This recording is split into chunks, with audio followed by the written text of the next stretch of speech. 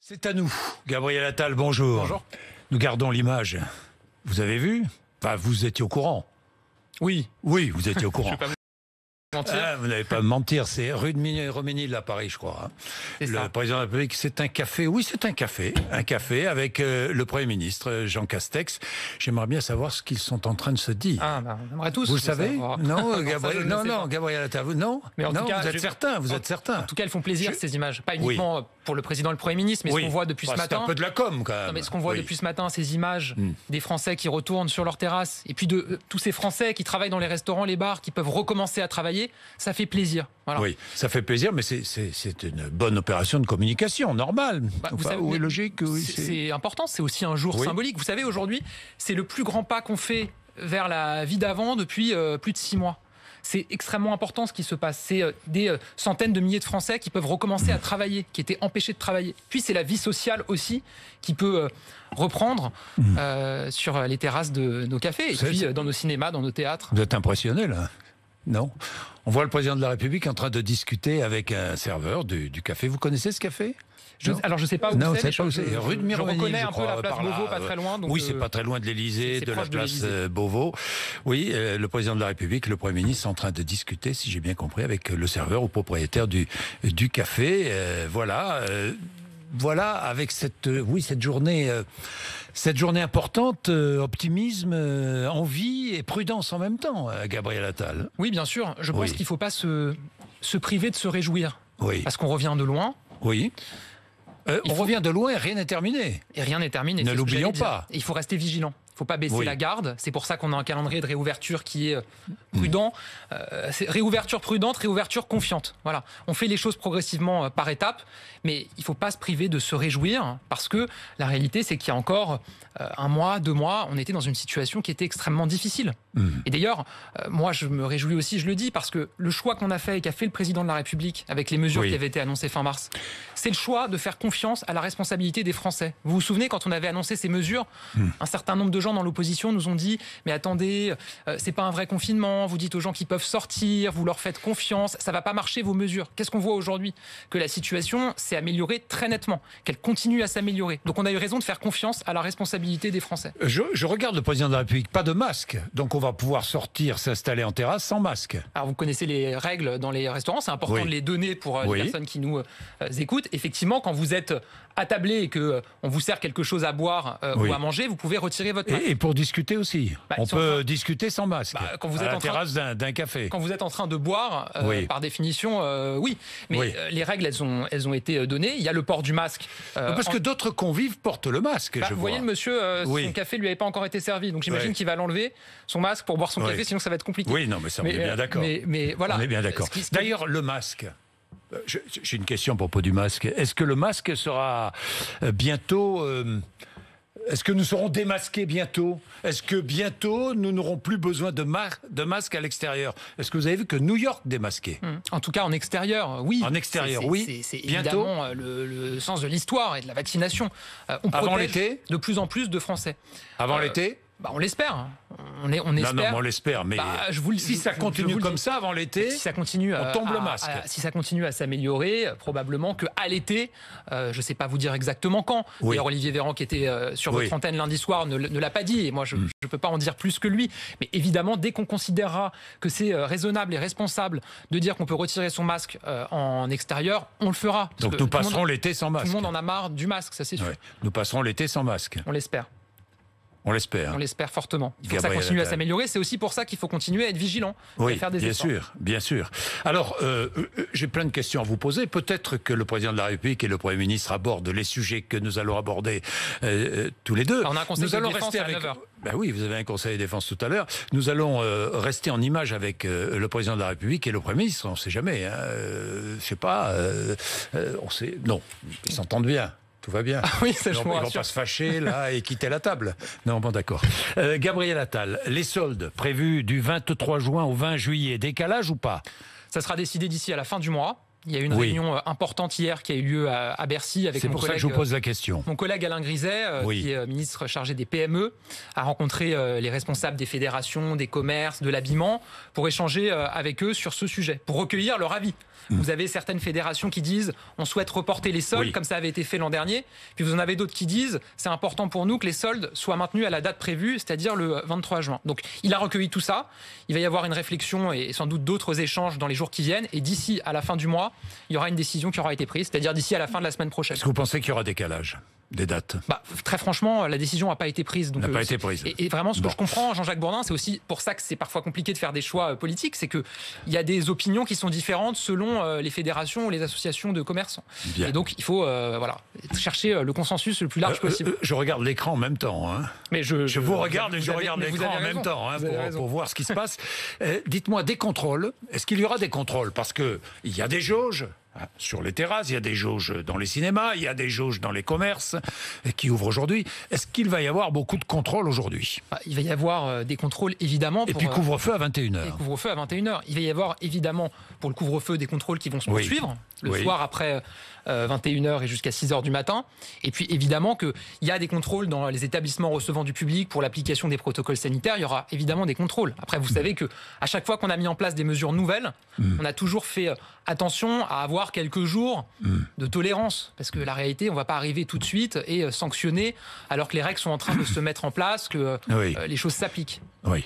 Le Premier ministre est en train d'essayer de convaincre le Président de la République, apparemment. Hein. Je ne sais pas sur quel sujet. Moi, j'ai quelques sujets. Je ne sais pas dire sur les lèvres. Mais j'ai quelques sujets. Non, c'est vrai, oui. J'ai quelques sujets. La discothèque, les discothèques, soirée test. Il va y avoir une soirée test? C'est une possibilité. Non, mais c'est une possibilité ou c'est une réalité? Ça n'a pas été acté. Moi, il me semble que ce serait une bonne idée de le tester. De le tester. En tout cas, ce qui est acté, c'est que à la mi-fin juin, les mi-fin juin, mi-juin ou fin juin? Entre mi-juin et fin juin, voilà. Dans la deuxième partie du mois de juin, les patrons de discothèques en sauront davantage sur leur réouverture. Moi, je vais vous dire, je les comprends. Ça fait plus d'1 an qu'ils sont fermés. C'est le seul lieu, je crois, qui n'a jamais rouvert depuis le début de la pandémie. Et donc, c'est extrêmement difficile pour eux. Il y a aussi beaucoup de Français qui ont envie de pouvoir retourner en boîte, comme on dit. Et donc, il faut qu'on puisse donner des perspectives. C'est aussi un lieu où on sait que c'est le plus à risque pour le virus, parce que la réalité, c'est que quand vous allez en discothèque, c'est quand même plutôt pour avoir des contacts avec les autres, et que quand vous avez un peu bu, vous êtes peut-être moins attentif au respect des gestes barrières. Et donc, c'est des endroits en lieu clos où le virus peut circuler. Et donc, il faut être prudent. Là aussi. Le pass sanitaire, 1000 personnes, c'est cela? Manifestation de plus de 1000 personnes? C'est ça, les salons, les grands concerts, les grandes foires. Pass sanitaire, attestation de vaccination, attestation de non-maladie, test négatif, attestation de guérison. C'est ça, le pass sanitaire. Pass sanitaire uniquement pour ces rassemblements de plus de 1000 personnes. Oui, c'est le choix qu'on a fait. Uniquement. C'est typiquement de ne pas vous demander un pass sanitaire pour aller boire un café en terrasse en bas de chez vous. Voilà, l'important c'est d'être pragmatique, de l'utiliser cet outil là où c'est vraiment nécessaire, c'est-à-dire dans les lieux qui brassent beaucoup de monde. Oui. Et est-ce qu'il y aura harmonisation en Europe? Ah oui, bien sûr. Vous savez qu'il y a un gros travail qui est fait au niveau européen. C'est décidé. Harmonisation en Europe. Je crois que le Parlement européen doit se prononcer prochainement. Donc moi, je respecte les institutions, mais c'est certain, et notamment pour les déplacements entre les différents pays. Et tests gratuits dans toute l'Europe cet été? Alors ça, pour le coup, j'ai pas d'informations sur ce sujet. Il y a des réunions importantes hier soir. En France, les tests sont gratuits, et c'est important de le dire. La France est un des seuls pays à avoir cette politique de tests gratuits. Quand je dis gratuit, c'est la sécurité sociale qui paye. Donc, français. En tout cas, on vous demande pas de frais. Vous faire tester. Et ça, c'est extrêmement important en France, en tout cas qu'on le maintienne tant que l'épidémie se poursuit. Est-ce que le plan de relance sera renforcé? Il va y avoir un deuxième temps de la relance. C'est-à-dire un premier plan de relance et un deuxième plan? Quand je dis deuxième temps de la relance, c'est qu'il y a un plan de relance qui a été annoncé à 100 milliards d'euros. Exact. Pour relancer notre économie. Exact. Je vais vous dire, ce plan, il démarre très fort et il démarre très bien. Il y a déjà 30 milliards qui ont été dépensés. C'est des Français qui rénovent leur logement, qui ont une aide jusqu'à 20 000 euros par mois, ma prime rénov'. C'est des entreprises qui développent des chaînes de production. Et donc, pour répondre à votre question, quand je dis qu'il y a 30 milliards sur les 100 milliards qui ont été engagés, ça veut dire qu'il reste 70 milliards de ce plan engagé. Et donc, quand je dis deuxième temps de la relance, c'est qu'il va y avoir un travail pour regarder s'il faut de nouvelles priorités, comment est-ce qu'on peut faire pour accélérer. Mais pas plus de 100 milliards. Aujourd'hui, c'est pas prévu, mais évidemment, on adaptera si c'est nécessaire. En tout cas, il faut une nouvelle mobilisation. Aujourd'hui, 100 milliards et c'est tout. Aujourd'hui, c'est 100 milliards d'euros. Quoi qu'il en coûte, c'est 100 milliards, quoi. Pour la relance, je parle. Je parle de la relance. Hein. Pour la relance. De la relance, ouais. Bien sûr. Est-ce qu'il y aura des chèques consommation ? Est-ce qu'il y aura des chèques pour les plus modestes dans le cadre de ce plan de relance ? On a beaucoup agi depuis plus d'un an, depuis le début de cette crise, pour garantir le pouvoir d'achat et donc la consommation de tous les Français. Le chômage partiel, ça a quand même permis de garantir le salaire et de verser le salaire. Et encore aujourd'hui, vous avez plusieurs millions de salariés qui sont en activité partielle de longue durée. Et donc, c'est l'État qui finance au moins une partie de leur salaire pour qu'ils puissent garder leur pouvoir d'achat. Et pour les plus modestes, les plus précaires, je rappelle qu'à 2 reprises, on a versé des aides exceptionnelles en plus des minima sociaux dont bénéficient les plus précaires. Une famille qui est aux minima sociaux avec 2 enfants, elle a reçu il y a un an 400 € en plus de ses minima sociaux. Elle a eu son allocation de rentrée scolaire renforcée de 200 € en août dernier. Et en décembre, elle a reçu à nouveau 400 €. Ça fait 1 000 €. Donc évidemment, on est au rendez-vous pour accompagner le pouvoir d'achat de ceux qui en ont besoin dans notre pays. Et on va continuer cette action. 2018, Emmanuel Macron promettait une loi sur la dépendance, les personnes âgées. Il va y avoir une réunion demain à Matignon importante.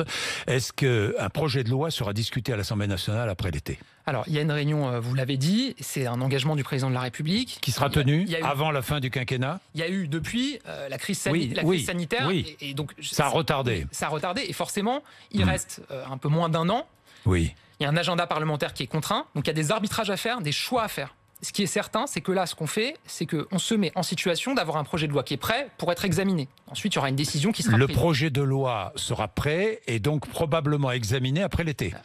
En tout cas, c'est la volonté du président de la République ou pas ? Évidemment, notre volonté, c'est d'avancer pour mieux prendre en charge la dépendance et garantir l'autonomie des personnes âgées. Avant la fin du quinquennat, il y aura un projet de loi sur la dépendance. Je veux dire, le projet de loi sera prêt. Je ne peux pas vous dire quand est-ce qu'il sera examiné au Parlement. Oui, mais il sera prêt. Il sera proposé et présenté. Il sera prêt. Voilà. Et il sera présenté. Évidemment qu'on annoncera les mesures qu'on veut prendre et ce qu'on envisage de faire. Concrètement, c'est quoi ? C'est dire qu'il faut mieux prendre en charge les personnes âgées dans notre pays. Arriver à ce fameux tournant du domicile, parce qu'il y a beaucoup de personnes âgées qui ont envie de pouvoir rester chez elles plutôt qu'aller en maison de retraite. Et donc, revaloriser les métiers et les carrières des personnes qui accompagnent les personnes âgées chez elles. Revaloriser aussi les métiers des personnes qui interviennent dans les maisons de retraite. Tout ça, c'est un enjeu très fort. Et donc, on y travaille. C'est ma collègue Brigitte Bourguignon, qui est ministre déléguée chargée de ce sujet, qui est activement à la tâche. Autre événement aujourd'hui, ce rassemblement de policiers devant l'Assemblée nationale. Alors, j'ai plusieurs questions à ce propos. Gérald Darmanin s'y rendra, le ministre de l'Intérieur. N'y a-t-il pas confusion tout de même, Gabriel Attal ? Voilà le ministre de l'Intérieur qui va se rendre devant l'Assemblée nationale pour partager les revendications des policiers qui exigent quoi ? Un durcissement des lois. Confusion. D'abord, vous savez, moi j'ai entendu... Et la séparation des pouvoirs, où est-elle ? D'abord, moi j'ai entendu les responsables syndicaux de la police, en tout cas une bonne partie d'entre eux, dire que ça n'était pas une manifestation syndicale, mais une marche citoyenne.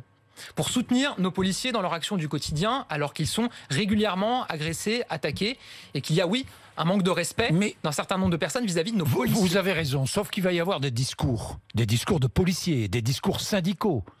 Est-ce que vous pensez que dans ces discours syndicaux, il n'y aura pas de revendications ? Mais il y aura probablement des revendications, Jean-Jacques Bourdin. Mais moi, je vais vous dire, pour moi, le ministre de l'Intérieur, qui est le premier policier de France, comme on dit, qui soit avec ses troupes, avec ses hommes, dans un moment où il y a une émotion très forte qui les saisit, non pas seulement eux, mais tous les Français. Après ce qu'on a vu, après ce qui est arrivé à Madame Montfermé, à Rambouillet, qui a été tuée dans son commissariat par un terroriste islamiste. Ce qui est arrivé à Monsieur Masson, qui a été tué en opération alors qu'il faisait un contrôle antidrogue. La réalité, c'est quoi ? C'est qu'on a des policiers qui sont dévoués pour protéger les Français. Et d'ailleurs, qui savent qu'ils prennent des risques quand ils interviennent pour protéger les Français. Mais la réalité aussi, c'est que depuis des années, les agressions ont augmenté. En 15 ans, elles ont doublé les agressions contre les policiers. Il y a des refus d'obtempérer qui se multiplient aussi. C'est ce que disent aussi les policiers. Vous dites la même chose. Mais bien sûr qu'on dit la même chose. Vous dites la même chose. Mais les policiers demandent quoi ? Tous, les syndicats, tous les syndicats de police, des peines planchées ou peines minimales pour les agresseurs des forces de l'ordre. Alors oui ou non ? Alors pas tous, Jean-Jacques Bourdin. Presque tous. Non, mais j'entends aussi des responsables syndicaux de la police qui disent eux-mêmes que les peines planchées, quand elles ont été mises en place sous Nicolas Sarkozy à l'époque, n'ont pas fonctionné. Donc vous Pas question de remettre des peines planchées au minimal. Mais pourquoi Jean-Jacques Bourdin? Parce que quand vous regardez la durée moyenne des peines qui étaient prononcées à l'époque des peines planchées, elle était inférieure à la durée moyenne des peines qui ont ensuite été prononcées quand on a levé les peines planchées. Donc on voit bien que c'est pas ça la solution. La solution, c'est quoi? C'est de faire en sorte que la justice soit plus efficace. C'est pour ça qu'on renforce ses moyens. Il y a une augmentation historique du budget de la justice. On a franchi le cap symbolique des 9000 magistrats. On recrute 2000 personnels supplémentaires dans notre justice pour que ça soit plus réactif et qu'il puisse y avoir une réponse pénale plus rapide. Et ensuite, ça veut dire qu'il faut renforcer les peines. Et ça, c'est une demande qu'ils ont. Évidemment, elle a été entendue. Et donc très concrètement, vous le savez, la période de sûreté pour les crimes contre un policier ou un gendarme sera portée à 30 ans. Les rappels à la loi pour les plus petits délits qui faisaient souvent, on va le dire, rire les voyous. Ils rigolaient quand ils ressortaient en disant je me suis pris un rappel à la loi. C'est supprimé et ça sera remplacé par des vraies peines, notamment des travaux d'intérêt général et évidemment des mesures alternatives. Ils rigolent toujours quand ils ressortent au lendemain d'un acte de délinquance. Bien souvent, malheureusement. Mais c'est pour ça, qu'on renforce la réponse pénale. Bon, Gabriel Attal, la violence après le drame d'Ivry, vous avez vu ce qui s'est passé avec cette adolescente de 17 ans qui a été poignardée, tuée par un gamin de 14 ans. Faut-il rendre pénalement, je dis bien pénalement, pas civilement, pénalement responsables les parents de mineurs auteurs d'infractions? C'est ce que propose un député de La République En Marche. Oui, il y a un député qui a fait cette proposition. Elle n'est pas retenue par le gouvernement. Elle n'est pas retenue. Aujourd'hui, vous avez un principe de notre droit, c'est que vous êtes responsable des actes que vous commettez. Vous pouvez être considéré et être reconnu complice. Ça peut exister. Mais le principe quand même intangible de notre droit, c'est que vous êtes responsable des actes que vous commettez. Est-ce que ça veut dire qu'il ne faut pas mieux responsabiliser les parents? Évidemment non. Et d'ailleurs, on a eu l'occasion de le dire. Les parents, évidemment qu'ils ont une responsabilité dans ce que font leurs enfants. Et c'est important de le dire et c'est important de le répéter. L'éducation nationale a aussi un rôle très important. Il y a un autre projet qui, moi, me tient à cœur, c'est moi qui l'ai créé, c'est le service national universel. Il se déploie. Quand on parle de jeunesse... On en est où, d'ailleurs? Il se déploie. En juin, vous aurez plus de 20 000 jeunes qui feront leur service national. Quand j'ai lancé, il y en avait 2000, donc ça prend bien son 20 000 en juin. Oui, c'est quoi? C'est des jeunes qui vont se retrouver pendant plusieurs semaines encadrés par des policiers, des gendarmes, des militaires, des associatifs, des membres de l'éducation nationale. Autour de quoi? Autour des notions de droits et devoirs du citoyen, autour des notions d'autorité, autour des notions de valeurs de la République. C'est ce qui remplace finalement ce qu'était le service militaire à l'époque. C'est pas un service militaire, mais on revient à ce moment de creuset républicain. Un mot sur les régionales, fusion, alliance avec Xavier Bertrand au second tour dans les Hauts-de-France, si nécessaire. Là, on est dans le premier tour. Oui. On a Laurent Pietraszewski qui mène la liste de la majorité présidentielle avec Éric Dupond-Moretti. Imaginons qu'il ne soit pas qualifié. S'il est qualifié, il se maintient ou pas? Mais attends, moi, tant que le premier tour n'a pas eu lieu, je peux difficilement dire ce qu'on fait au deuxième tour, Jean-Jacques Bourdin. Maintenant, je vais vous dire très clairement. Vous pouvez dire aux électeurs, si nous faisons plus de 10%, nous maintiendrons notre liste. Vous pouvez le dire. Ce que je vais vous dire, c'est que pourquoi on présente une liste? On présente une liste pour que la relance économique du pays qu'on engage bénéficie à tout le monde. Mais moi, je voudrais savoir. Je vais y venir. Et donc, qu'est-ce qu'on va regarder au soir du premier tour? Quels sont les scores? Quel est le rapport de force entre les différentes listes? Et qu'est-ce qui garantit le plus que le futur exécutif régional tienne compte de nos priorités en termes de relance économique pour que dans les Hauts-de-France comme ailleurs... Et ne bascule pas au Rassemblement national. Pour que dans les Hauts-de-France comme ailleurs, le plan de relance soit une réalité. Et je vais vous dire, notre logique, ça a toujours été le dépassement politique. Et donc évidemment que si on considère que c'est nécessaire et que c'est utile qu'il y ait une alliance, évidemment qu'on regardera cela. On proposerait cette alliance. On proposera, dans les cas où on sera en tête, d'ouvrir nos listes pour faire des alliances, bien sûr. L'immigration, on a beaucoup parlé d'immigration ces dernières heures, avec ce qui se passe au Maroc et dans l'enclave espagnole de Ceuta, mais est-ce qu'il va y avoir une initiative du gouvernement en matière d'immigration? Parce que beaucoup parlent d'immigration zéro, de moratoire sur l'immigration, de référendum sur la politique migratoire. Est-ce qu'il va y avoir une initiative du gouvernement, du président de la République? Il y a deux choses. Il y a la loi qui a été votée en 2018, la loi Asile-Immigration. Je me souviens, j'étais parlementaire à l'époque, qui est une loi qui donne des moyens très puissants, très concrets, pour réduire les délais et pour faire en sorte que soient mieux exécutées les obligations de quitter le territoire et l'intégration des personnes qui ont vocation à rester en France. Ça, c'est le premier point. Et je vais vous dire, avant la crise sanitaire, qui a quand même tout perturbé, ça a produit des résultats. Le nombre de personnes éloignées entre 2018 et 2019 a augmenté dans notre pays. Il y a moins de naturalisation en France aujourd'hui que dans les quinquennats précédents. Deuxième chose, c'est la question des frontières et la question de l'espace Schengen. Vous vous souvenez que, je crois, il y a 6 mois, le président de la République a annoncé qu'on doublait le nombre de policiers et de gendarmes à nos frontières, avec l'Espagne et l'Italie, pour contrôler les frontières. Qu'est-ce qui s'est passé depuis 6 mois? Le nombre de personnes qui ont été arrêtées et refoulées, de personnes, d'immigrés qui ont été arrêtés et refoulés à la frontière espagnole, a doublé par rapport à la même période l'année précédente.